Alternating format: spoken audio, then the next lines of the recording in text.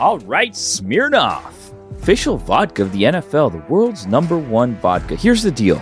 Game day is everything. The noise, the rituals, the passion, the dip, the wings, the dip again. Smirnoff belongs in that mix because if you're tailgating or hosting or just sitting there checking your fantasy lineup every 30 seconds, you need Smirnoff. Otherwise, it's not a real game day. They've been doing this since 1864, which is, I don't even want to do the math, a long time. They're award-winning, they make cocktails super easy, and they're all about bringing fans together. So yeah, we do game days. That's their thing. And if you're over 21, you should too. Grab a bottle of Smirnoff at your local retailer and head to Smirnoff.com to find recipes of delicious cocktails perfect for game day. Please drink responsibly. Smirnoff, #21 vodka. Distilled from grain. 40% alcohol by volume. The Smirnoff Company, New York, New York. Please do not share with anyone under legal drinking age.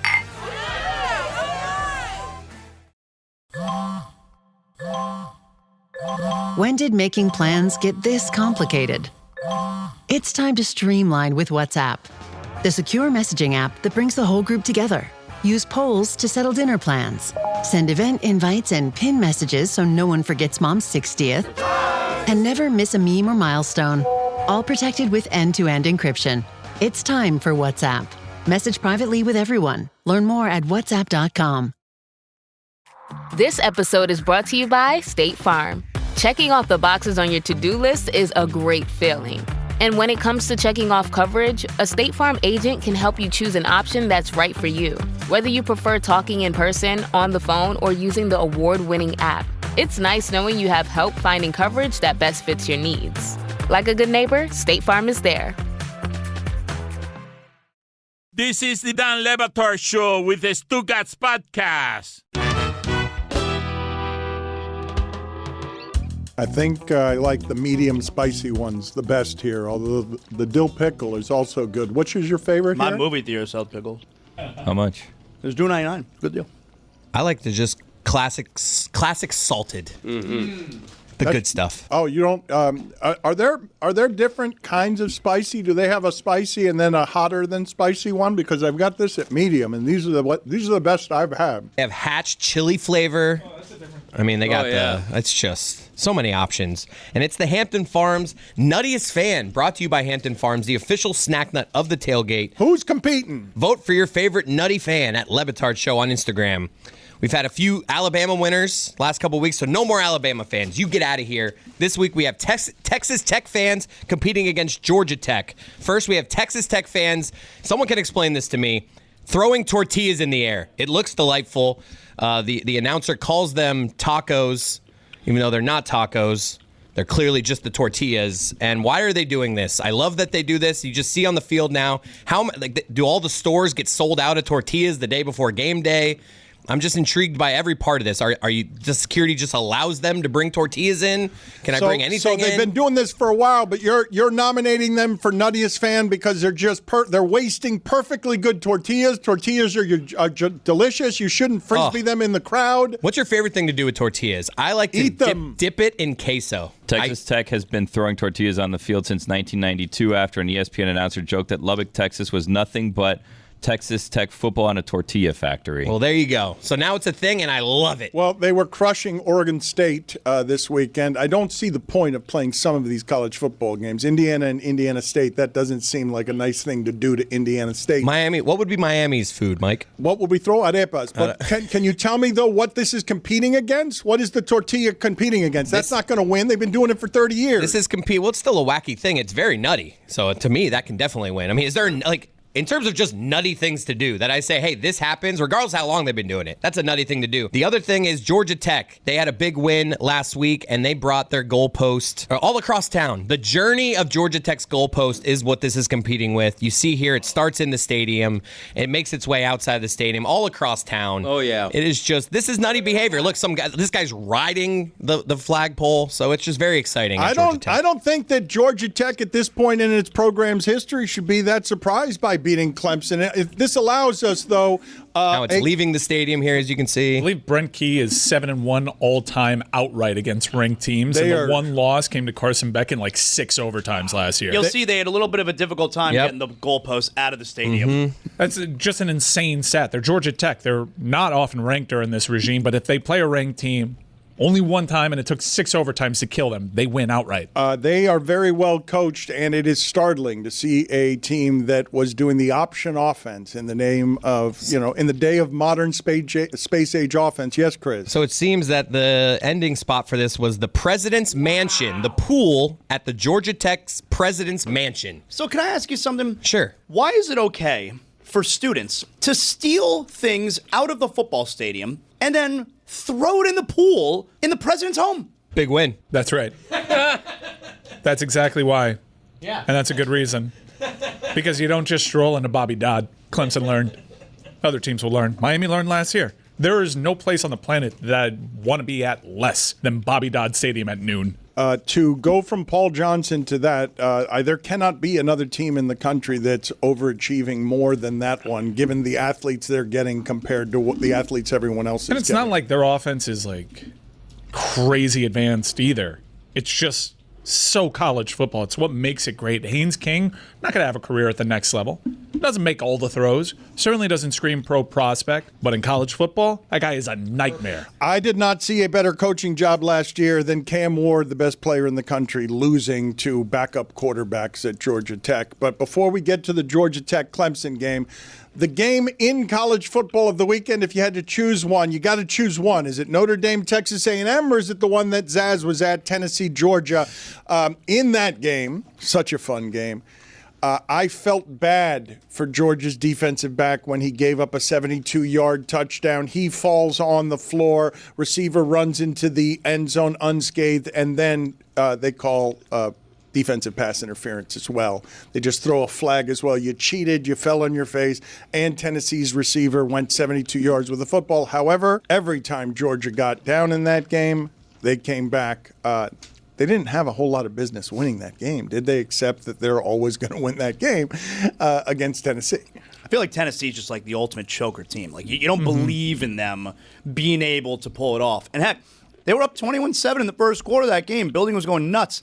And then it was all there for them in the fourth quarter. Just make a kick. And they got a procedural penalty, too, right before the kick, right? Right, it moved them 5 yards back. And the kick was not even close, by the way. He pushed it so far right. But the thing was, the crowd started cheering, and they did the thing where the stadium flickers the lights because that means you won the game.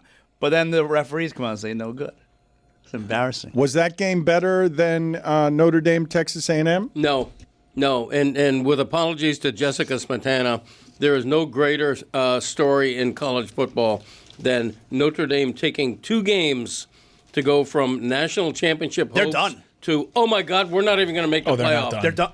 They're not Their schedule's not good enough. They've lost it 2 top 10 teams. They're not done. Notre Dame does. I know, this. but the rest they of their lose schedule, at the start of the year. They lose at the start of the year, and then they win the games, and the media make sure they're in that CFP conversation. The thing you're forgetting, Zaz, is they're Notre Dame. That's right. But they don't have anyone left on their schedule. But they're Notre Dame. Quality losses are better than wins. They don't even have to be in the top 4. I mean, maybe It's you're right. the reality true. of no, maybe you're the right. last But that's decade so of the playoff. dumb. They can run the table. They'll be there. It does not matter if you win games as long as you have good losses. A 2-loss Notre Dame with both losses coming to top 10 teams, they're there. But hell, they may give them a bye if that's But what the if they case. don't beat a single ranked team? But they've won 10 straight. And what you're saying is probably correct, and it's stupid. All right. Well, thank you for admitting that I'm probably correct. I looked into this tortilla toss situation. So the Big 12 tried to ban before the season throwing of objects on the field, with Texas Tech fans took as a direct shot at them and their tortilla toss. And they said, you know what? We're going to be fine. We're going to do it before the game. And surely the fans would not throw anything on the field during the game that would impact the play or hurt the team in any way. And even if they do, I think they have like 3 strikes before there's any like real penalties. There's just like monetary things. So the tortilla toss continues. Big 12 rules be damned. It's as the kickoff to start the game is happening. Yeah. So technically before the game. That should be like running onto the field. To celebrate, you should penalize the team. It should be a camera should cut away. It so should we be a don't see it. $50,000 fine to the program whenever. How would they come back from that? Why are you looking down at your phone while because talking? I'm being a professional journalist here, professional broadcaster. The one thing I agree with is that if any team is going to be allowed into the college football playoff with 2 losses, it's mighty Notre Dame, because they want Notre Dame for the TV ratings. So, the team that deserves to be in the CFP more than Notre Dame doesn't have a chance. Have you noticed that as you've aged, you outlaw and sanction and penalize more? Yeah. Well, I should be the commissioner of all sports. Yeah. Wow. Sports needs an overarching commissioner with the whole umbrella. Like I could be the commissioner of everything imaginable. Of everything college. imaginable. It's a big job. Yeah, I think you're up it is for a big it. job. Well, I need a big staff. Yeah. Some say I have a big staff. I don't. I need a big staff, and that'll help me be the commissioner of all sports. I think that what you're saying would be Including great horse because, racing. look, a couple weeks ago, Mike had a decision to make. Is he going to watch Inter Miami play for a championship, or he's going to watch the University of Miami play? And if there was a commissioner of sports, surely someone would have caught on to the fact that in the same market, you have 2 massive games that never would have been scheduled that way. That's right. That's a good point by Billy. And I'd have been there to say UM wins that because Inter Miami continues to let us up, build us up, only to let us down. Yeah. 3-0 loss But to you Charlotte. want to be the commissioner of everything the way Sepp Blatter was the president of everything? Let me tell you, I like you. You brought me again into the FIFA. I stay with you. You have voted for me. Although they have voted for the Prince Ali, I congratulate you. It's a good candidate. But I'm now the president of everybody. Yes. So I'm the president of everybody. Thank you. There is no reticence. That's Yes, just thank you. president of the whole FIFA. Yeah. Voila. Me and Sepp. You know how my Miami Hurricanes tears were so appreciated by the fan base of this show? I would maybe be able to survive 3 quiet weeks, and then inevitably Miami would lose to like Virginia, and we'd go for 90 minutes on it. Your silence on the Miami Hurricanes front as a show collectively brings me such joy. And thankfully, I have other outlets. So go ahead, keep ignoring them, because the ho-hum 40-point beatdown of a top 20 team is so routine around this place. I want to ask you if this is the most balanced UM team since blank in a second, but just going back for a second to the Notre Dame-Texas A&M game. If I'm Notre Dame and you guys talking about them in the playoffs when they're 0-2 is certainly something. Seeing Notre Dame lose that way to a Texas A&M team, this is very rare to have a win on the road when all of these things happen. Your third down defense stinks. You throw an interception and you have a punt blocked for a touchdown, and you have 13 penalties. That's really rare to go on the road and beat a good team the way Texas A&M did when, again, block punt return for a touchdown, interception, 13 penalties, and can't get off the field on third down because your third down defense is terrible. Notre Dame should not have lost that game. Texas A&M totally stole that game. Notre Dame was in control that entire game. Marcel Reed and them boys made the plays at the end. But look, they've lost 2 games, both by 1 scores. Both really good teams if you look at the AP and just what people are talking about. Like people, you just said this might be the most balanced Miami team in 20-plus years. This is Notre why Dame was impressive in fighting back. Let me talk about this University of Miami team for a second, because Ruben Bain is going to be a top 5 pick if he is healthy. That guy is not blockable, and those are super rare, obviously. The University of Miami, though, Mike is claiming that Carson Beck is better than Cam Ward. He's done this here for a little bit, and he said that he looked better this spring than Cam Ward did.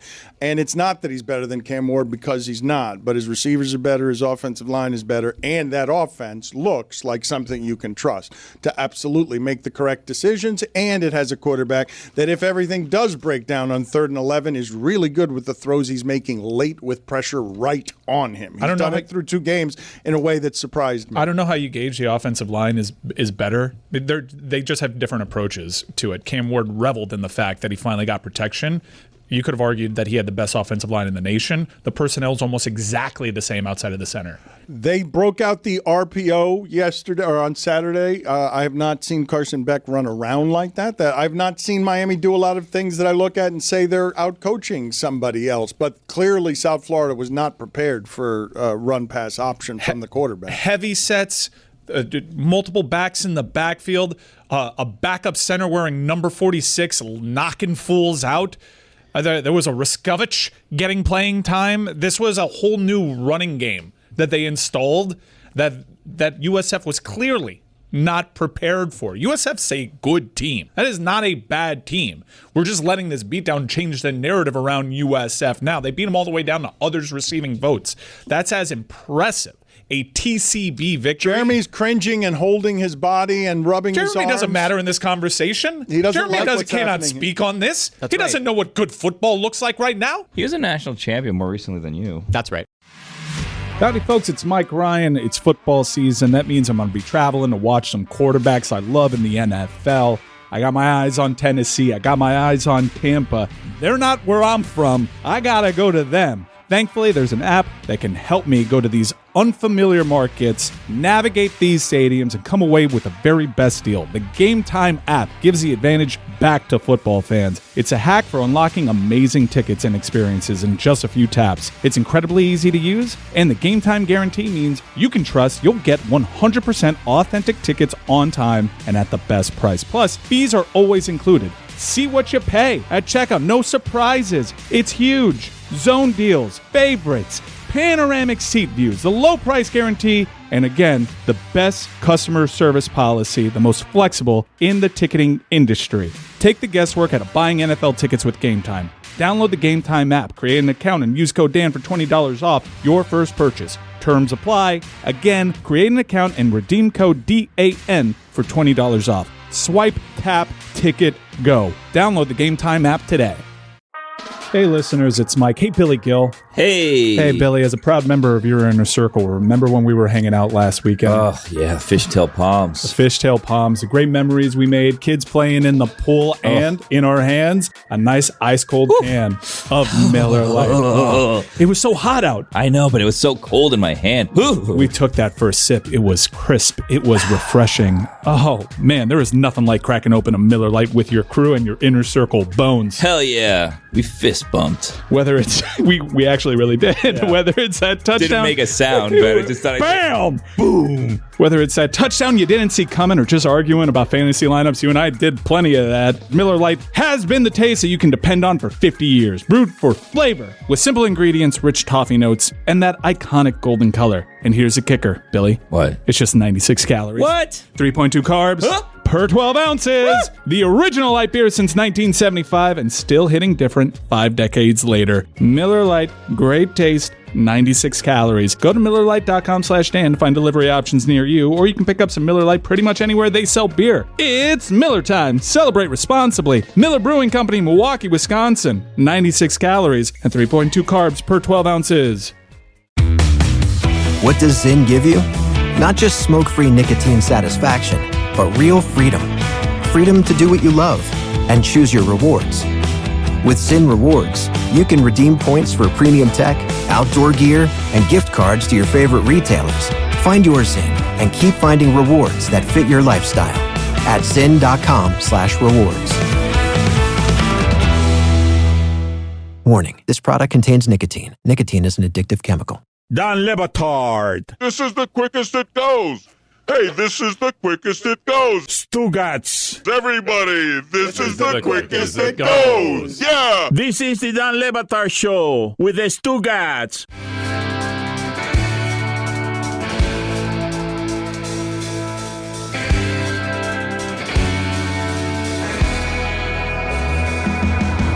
Jeremy, why are you soothing yourself with body language cues? Because I hate both teams so much, and Mike's right. Like, they thoroughly dominated USF. USF did build themselves up against a really crappy UF team that Miami's also about to beat down. That was their big ranked win that they got to kind of build their resume on, but that is a good team. Like, they might be the G5 representative ultimately in the playoff, and that's why I stayed silent. That's obviously a playoff team. Game day's coming to town this weekend, but if you've not seen Miami play, their receivers are a good deal better than they were, and the only reason I'm saying, Mike, the offensive line is better, whether the personnel is the same or not, is those pockets are safe. Those pockets are clean. Carson Beck is back there, and he's untroubled. Cam Ward did some loop-de-loops and was relaxed, but Carson Beck is throwing in a clean pocket. And they both had clean. They just have different approaches. I won't let go of that. Cam Ward had the same exact quality offensive line. They just approached the game totally differently. And Cam Ward, I guess you could look at the receivers and say they're not making drops, but Cam Ward had veteran-laden wide receivers all over the place. He's doing this with C.J. Daniels, who was injured all year last year at LSU, a kid that should be in high school right now, Malachi Toney, whose instincts for the game jump off. When you watch him play, this dude just has a different feeling for the game. I haven't seen a wide receiver since Santana Moss that has such a great feel for the game. And he's got another true freshman in Joshua Moore making plays. So it's like these guys are rising with Carson Beck. And Carson Beck, I know that there's this narrative around him. He is a better runner than Cam Ward. And I love that they have that in their arsenal right now. But I will disagree on Florida being bad. They should have won a game in which they threw 5 interceptions in with DJ Lagway. Their defense is good enough to not get blown out ever. I know Banks is out possibly for this game against Miami, but this is a big test for Miami. Championship teams win this game and take care of business. Pretenders, they fall for the rat poison this week, and this is a hated rival that is coming in to save their season. I think it's going to be a tougher game. Carson Beck is now a close second in the Heisman balloting, or not balloting, but odds. Deserves to be. Miami's got 3 first-place votes now, moving up from 5 to 4. Deserves to be. I think this is. I've been a big fan of Mario's the whole 4 years. This is Miami's best team, better than 2017 in my opinion. This is startling. Yes, that team rose to number 2, was undefeated, and then lost on the road to Pittsburgh. This is the most balanced University of Miami team I have seen in a while. Game day's coming. Florida is up next. Florida lost to LSU, and LSU has now played 3 straight games where they've held their opponent to 10 points or fewer. Obviously, one of those great athletic LSU defenses. But let's check in here with Brian Kelly. He continues to do things in press conferences that make people not like him. Let's try and get video that has sound on it so that we can hear what Brian Kelly has to say. Although checking out the arrogance via his body language, just leave it up there so we could just watch it and we can hate the clip. We could guess what he's saying. Just put it up there without the sound and do it as B-roll without audio so that we could just watch Brian Kelly do that. What are you seeing with your offense? Stop. Really? Is that the first question? We won the game 20-10. Try another question. What do you want me to tell you? I just laid it out for you. We played the game to win the game. We played the game to win the game. All right. How about third down then? What is going on with third down? It's one game. Last game, we were great on third down. You're looking at this from the wrong perspective. LSU won the football game, won the game. I don't know what you want from me. What do you want? You want us to win 70-0 against Florida to keep you happy? No, I think people want to know why you can't run the ball, quite honestly. We can run the ball. Did you see the last play of the game? That's all you need. You just need one. There's a ridiculous questions. And I'm getting tired of it. Yeah. That football team just worked their tail off to get an SEC win, and you want to know what's wrong. You know what? You're spoiled. You're spoiled. This team is 17-1 at night. 17-1. Give them some respect. How about that? Give them some respect instead of micro-analyzing every little thing. This is ridiculous. For a group of seasoned reporters, that kind of question is so out of line. This is ridiculous. Likable chap. Seriously. I don't know what you want from me. How about an answer? Just answer the stupid question. Actually, that'll work. That is better than whatever else he could have said isn't as good as that. That's what we want. I don't know what you want from me. Exactly that. Another reason to hate you more. That's exactly what I want every time I tune in. Thank you. What do you want me to tell you? Just sound like a jerk, please. Slow. Do it more slowly. How about that? I mean, their offense sucks this year. It's been bad. Their offense sucks. Yeah, they're the bad offense so far. But I understand a big night game where over an SEC opponent against a hated rival in Florida. Maybe you don't want it to be the first question, but that guy was coming in really hot when he heard he was ready with the stop immediately. It's not the worst press conference behavior I've seen from a leader in the last week, but only because I saw what boxing journalists did to Dana White for trying to change all of the Muhammad Ali rules that protect the fighter. It's a little different when the reporters aren't scared of you, Dana.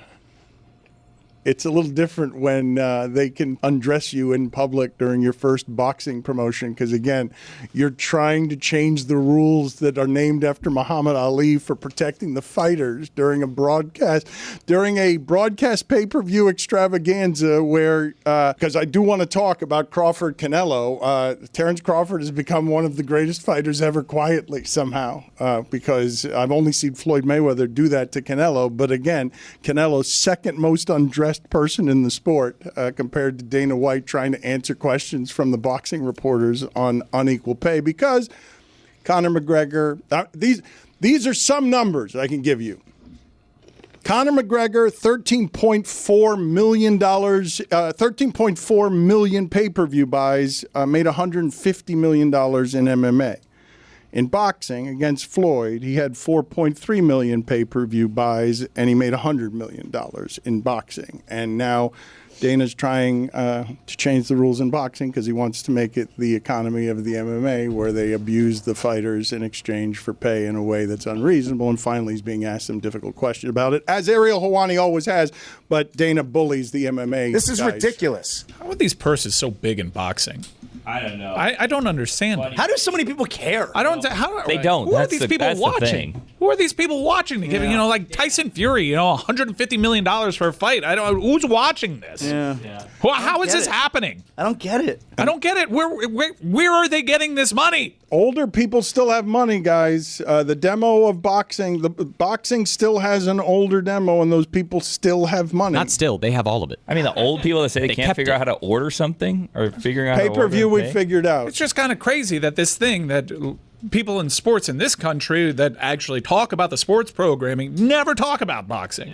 Like the most they talk about is when a celebrity is doing it. You're so right. And yet you hear like, well, this is one of the richest athletes in sports because apparently people wanted to pay Anthony Joshua $200 million to go to Saudi Arabia and knock around some guy you're just hearing about.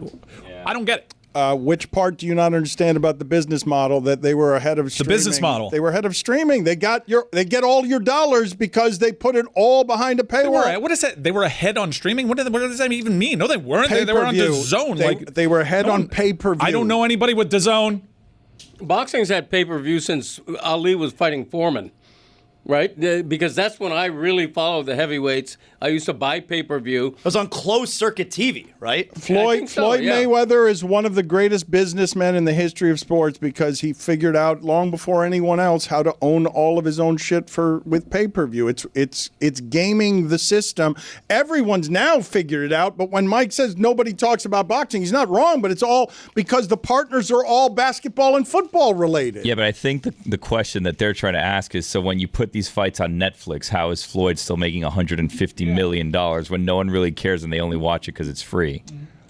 Because Netflix is getting into the live sports game. What happened there, Greg? There was a mishap. Greg, but you ate the entire bag of peanuts? In fairness, it was a small bag. Yeah. Fairness to who? It was great peanuts. Damn good peanuts. I wish there were more. It tastes like more, as my dad used to say when he liked something. Wild Bill. Yeah. I'd like to see the numbers. Netflix doesn't. They're going to give you some bullshit. 800 gigaseconds were watched. It's like, great, perfect, amazing. 800 billion gigaseconds were watched across. Like, oh my God, a new record. It's like, well, because no one measures anything in gigaseconds. What are we talking about here? You're not going to believe this. It sets a new record for Netflix. Wow. And the numbers we keep entirely internal, and we just let you know which we want you to know. You guys think that Netflix put on a boxing promotion because it doesn't make money? Because it's because Netflix famously a company that does things to make money. Yeah. They spend crazy amounts of money on content and haven't actually finished in the black yet as a company. But you think it's a bad investment for them to do Crawford and Look, Canelo? I work in sports media. Spend all the money you want. Spend all the dumb money that you rationalize. But we don't know the new signups that we have for this.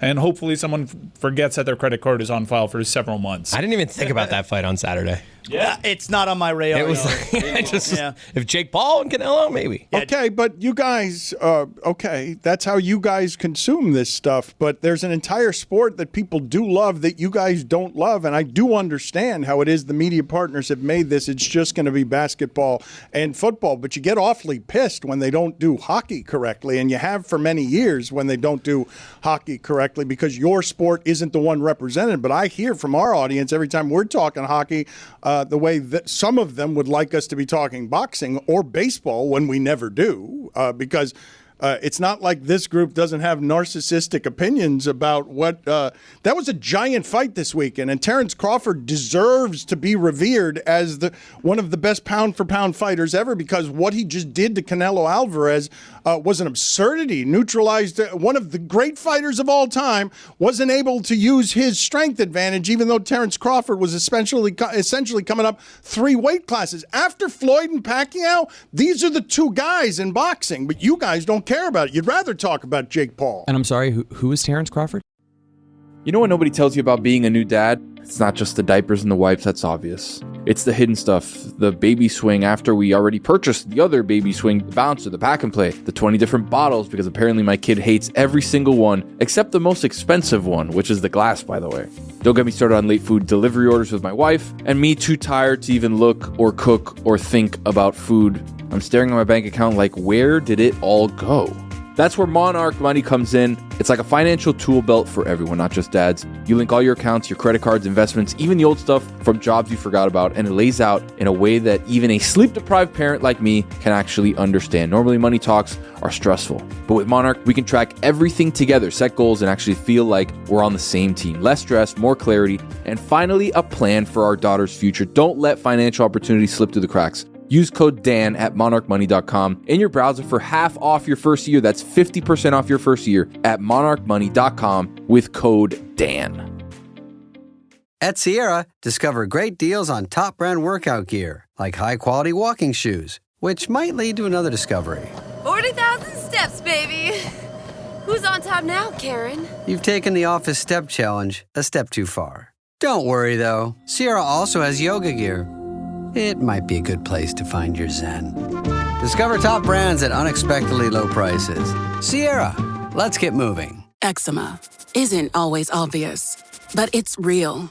And so is the relief from Ebglyss. After an initial dosing phase, about 4 in 10 people taking Ebglyss achieved itch relief and clear or almost clear skin at 16 weeks. And most of those people maintain skin that's still more clear at 1 year with monthly dosing. Ebglyss, lebrikizumab LBKZ, a 250 milligram per 2 milliliter injection, is a prescription medicine used to treat adults and children 12 years of age and older who weigh at least 88 pounds or 40 kilograms with moderate to severe eczema, also called atopic dermatitis, that is not well controlled with prescription therapies used on the skin or topicals, or who cannot use topical therapies. Ebglyss can be used with or without topical corticosteroids. Don't use if you're allergic to Ebglyss. Allergic reactions can occur that can be severe. Eye problems can occur. Tell your doctor if you have new or worsening eye problems. You should not receive a live vaccine when treated with Ebglyss. Before starting Ebglyss, tell your doctor if you have a parasitic infection. Searching for real relief? Ask your doctor about Ebglyss and visit ebglyss.lilly.com or call 1-800-LILY-RX or 1-800-545-5979. Don Le Batard. Football.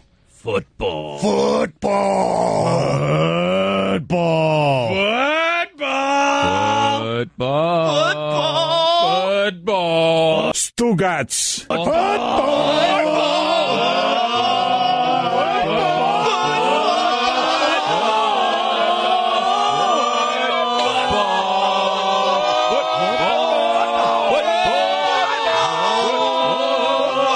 This is the Dan Le Batard Show with the Stugotz.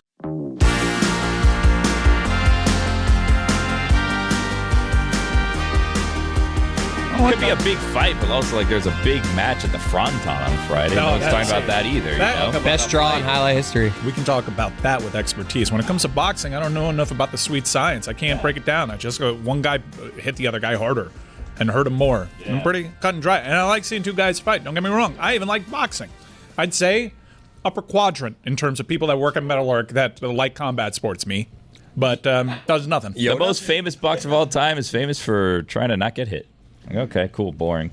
Since Pacquiao and Floyd, these are the 2 guys. They've dominated the era. Jake Paul's the guy. Yeah, we don't care. Doesn't do anything for me. Okay, I'm glad we talked about it. But Let's did you get see back to Unda? college football. Guys got some spark. Unda and Robin. What a double steal. Did you guys? Let me talk about a bad beat here. Something about him that will entertain all of you. Did you guys see the bad beat at the end of Penn State Villanova, where Penn State, is favored, and the over is the total is 48.5, and you've got Penn State in the game is up 52-0. Okay, Penn State's up 52-0, and the spread is 48.5. Villanova at the end of the game has 4th and goal, and the last play is from the 7-yard line. And the quarterback on 4th and goal spins out and goes beyond his own 25-yard line, then headed toward the sideline. It's kind of like the Cam the Cam Ward play. Just sort of throws the ball against his body toward the back of the end zone, where the Villanova receiver makes a catch with one hand to get the touchdown as the clock expires, and Penn State does not cover, while favored by 48.5. Greg, the ball just kind of like dropped into the receiver. There were defenders there. It was really unbelievable. He wasn't open. If you had Penn State minus 48.5, that's a kick a hole in the TV that ball's game, in the air, and you're feeling good about it, even still. Right. You're like, that's not gonna be caught. You're like, this is fine. No, but this is the nightmare scenario. The only way you can lose in a way that really hurts is for the quarterback to go to his own. It goes back 20 yards. There has to be chaos. And gets a one-handed catch from the receiver that was better than either one of the catches DeAndre Hopkins made yesterday. Don't look now, but Penn State hasn't covered a single game this season. Let me ask you guys, whoever here knows more about betting than me, which is most of you, didn't the 48.5 point line used to be off the board? No, not in college. The money line would be off the board in that situation. What is the biggest point spread you would see? You'll get a 50. You'll get a 50. Really? Alabama will play games that have, and 55, Georgia. I think I've seen before. But that's new, though, right? Back in the day, I don't think that was the case. No, college football pretty routinely has 50-point spreads. I don't know why Indiana and Indiana State would play that game. Like, I understand it's an in-house rivalry, but I felt terrible for Indiana State. That's how Cignetti rolls. He made the playoffs doing it this way. Look at their out-of-conference schedule for the next 3 years. It's ridiculous. And then he'll talk all tough. I don't know what Miami's doing down there, but we do things a different way down here. We're bootstraps. Shut up. You win within the schedule margins. The teams... He dyes his hair. No. Oh, come on. Like he doesn't. No. Who's going to... Anybody want to take the stance that Curt Cignetti doesn't dye his hair? This is ridiculous. I dare you. I dare you to come out and say that he does not dye his hair. You're the expert at these matters around here. You work for Saban. You get more than just, coaching wisdom there. It has to look a certain way. We are in agreement that Clemson has now been removed from the list as we're looking. I'm assuming we're doing this with Alabama as well. You tell me. Of the last 10 years, the teams that have dominated have been Ohio State and Clemson and Georgia and Alabama. Whoever's number 5, I guess we can put Michigan. Can we put Michigan in there? Whoever's number 5, I think in terms of dominance over 10-year periods, some of these schools have now fallen, correct? We're not pushing. We're not going to put maybe LSU would be 5. Michigan. We're not going to put Michigan in this class anymore now. We are not going to put Clemson anymore in this class, right? No. Now. Georgia, though, remains in this class because of Georgia going to Tennessee, winning that game. The gulf is gone, right, between the space between Georgia and everybody else. Alabama, we taking them out now? Are you taking your unless in 2 weeks they go to Athens and they beat Georgia, then I'll put them back in. Mm-hmm. Parity's here. Yeah, I mean, Ohio State doesn't. It's not looking like parity given what Ohio State has done recently. I think that Ohio State only made the playoffs last year to win the national championship because it expanded to 12. Like last season's playoff teams, 2 losses, 2 losses, 3 losses, 2 losses, 2 losses, 2 losses. Like parity's here if you want to say it based on record because there was only one undefeated team last season headed into the playoffs, which was Oregon, and they got bounced early. Ohio State has beaten top 7 teams, like 7 of them, lost to Michigan in the middle there, but they have, for the moment, it's Ohio State more than Georgia, correct? Yeah. On how you guys are feeling about a program's ability to actually throttle everyone else. We can talk about parity, but, not since Ohio State was winning the championship with its third-string quarterback do we have an Ohio State team here where you might not think that Ryan Day can win big games, but he's beaten the last top seven or better ranked opponents that he's That's played. a die job right there. He can't beat Michigan. He almost lost his job last year. It's crazy. He would have, if he even won the national championship, he probably would have lost his job. And I believe that actively he has the best win percentage as a college football coach. He has historically good win percentage as a college football coach. He might have lost his job last year if they simply hadn't expanded the playoffs, right? He might have lost as soon as he lost to Michigan. That would have ended his job last year. What if he lost in the national championship game to Notre Dame? It would have been a close call. If he would have lost the round before, he probably still would have lost his job. He's been trying to get out of there for years. Where do you think he wants to go? He wants to go to the next level. Some guys just hate this college life. No, he's got the security of a national championship. Let them fall on their faces here. It'll be right back again. And is that a happen to know? I haven't heard that. Is that something I that's guess been? sometimes. That's a casual happen to know. Wait a minute. He wants to go to the next Oh level. my God, he knows. He happens to know. Come, everyone. Come and listen. Happens to know. He happens to know. I don't think that's known that Ryan Day wants out of Ohio State. I mean, he wants to go to the next level as soon as all this stuff happened in What college. does he want to do at the next level? Yeah, he wants good to be a head coach in the NFL. Really? Not work his way Yeah, up? the NFL knows that if they want Ryan Day, he's there.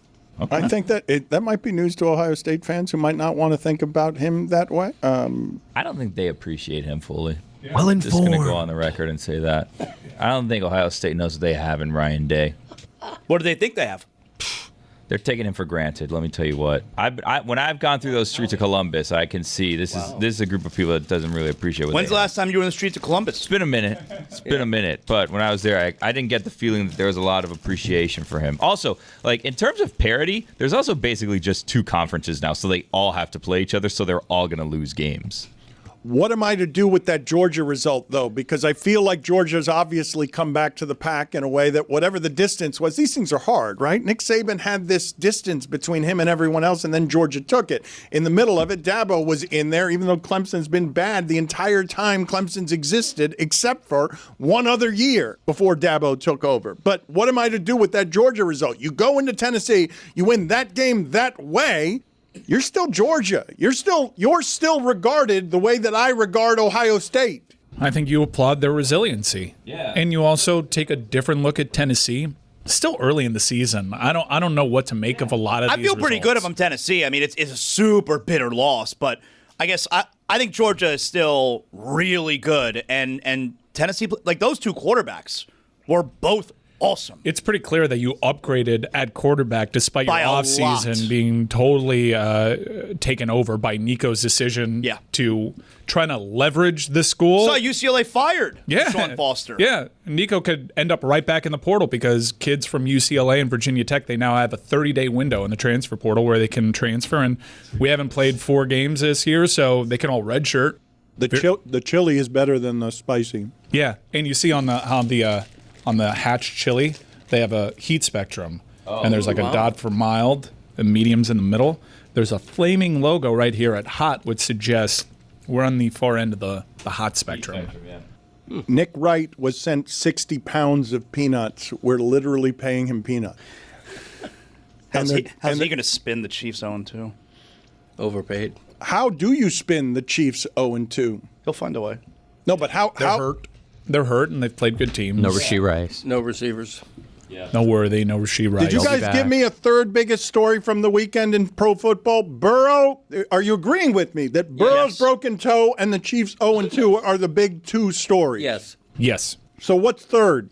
Maybe Daniel Jones. Taylor Swift having like her outfit blocked from the media arriving at the game yesterday. Cowboys not being as bad as we thought they'd be. Cowboys are a good story. If you're watching on video, you're seeing it right now. They just literally brought a wall to block the media. If you don't want to be seen, don't go to the game. Right. Like, I don't understand. Ridiculous. I'm not going to lie. I am very Look pro at this. Taylor with almost everything. And like, look, as she moves, you see them walking with the That's wall. ridiculous. Well, what could it be? Like, what? She hasn't done that previously. Right. I don't know. Like, was it a special outfit? Did they show her Was she naked? I didn't see her at all during the game. That Maybe she was honestly, naked. Yeah, probably. I bet she was. I mean, it begs the question. No, it's a She great did question. This. No, she did this though. I'll bet she was naked. She did this. Okay, victim blaming. No, but she did this to us. We're the victims. Yeah, here. we're the victims. We didn't get to see Taylor. If she just walked normal, we would have seen what she was wearing. She shouldn't go to the game naked. Taylor Swift nude.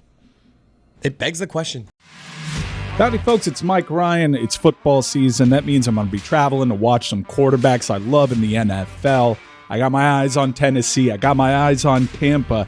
They're not where I'm from. I got to go to them. Thankfully, there's an app that can help me go to these unfamiliar markets, navigate these stadiums, and come away with the very best deal. The Game Time app gives the advantage back to football fans. It's a hack for unlocking amazing tickets and experiences in just a few taps. It's incredibly easy to use, and the Game Time guarantee means you can trust you'll get 100% authentic tickets on time and at the best price. Plus, fees are always included. See what you pay at checkout. No surprises. It's huge. Zone deals, favorites, panoramic seat views, the low price guarantee, and again, the best customer service policy, the most flexible in the ticketing industry. Take the guesswork out of buying NFL tickets with Game Time. Download the Game Time app, create an account, and use code Dan for $20 off your first purchase. Terms apply. Again, create an account and redeem code DAN for $20 off. Swipe, tap, ticket, go. Download the Game Time app today.